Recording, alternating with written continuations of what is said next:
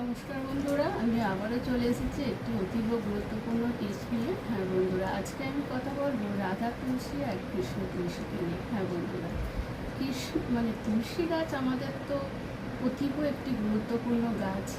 আমাদের আয়ুর্বেদ শাস্ত্রে তুলসী বহু ধরনের, এর প্রকার অনেক, কিন্তু আমরা মূলত 3 ধরনের তুলসীকেই চিনি বেশি করে: কৃষ্ণ তুলসী, রাধা তুলসী আর রাম তুলসী। এর মধ্যে কৃষ্ণ তুলসী আর রাধা তুলসীকে আমরা হরি হিসাবে পূজা করি।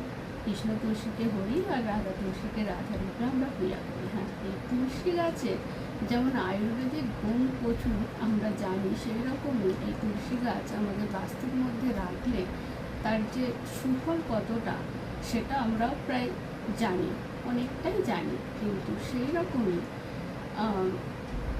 হরি মঞ্চপে তুলসী মঞ্চপে অনেক ক্ষেত্রে আমি দেখেছি যে কোথাও শুধু রাধা তুলসী রয়েছে, কোথাও কৃষ্ণ তুলসী রয়েছে, আবার কোথাও দুটো তুলসী থাকে। যেখানে 2 ধরনের তুলসী রয়েছে সেটা ঠিক, কিন্তু এক ধরনের তুলসী থাকাটা এটা ঠিক নয়। কারণ কৃষ্ণ বিনা রাধা, রাধা বিনা কৃষ্ণ তো থাকতে পারে না। তাই যেখানে তুলসী মঞ্চপে 2 ধরনের তুলসীকেই রাখতে হবে, তাহলেই রাধা কৃষ্ণ এক জায়গায় থাকবে, সেখানে বিরাজমান করবে আপনার গৃহে। আপনার সুখ সমৃদ্ধি হবে, আপনাদের আর্থিক উন্নতি বাড়বে। হ্যাঁ বন্ধুরা, তাই বলছিলাম তুলসী মঞ্চপে রাধা তুলসী ও কৃষ্ণ তুলসী দুজনকেই রাখতে হবে। আর আমাদের শ্রীকৃষ্ণের রাধা নামটা অতি প্রিয়, তাই কমেন্টে রাধে রাধে অবশ্যই লিখে যাবেন।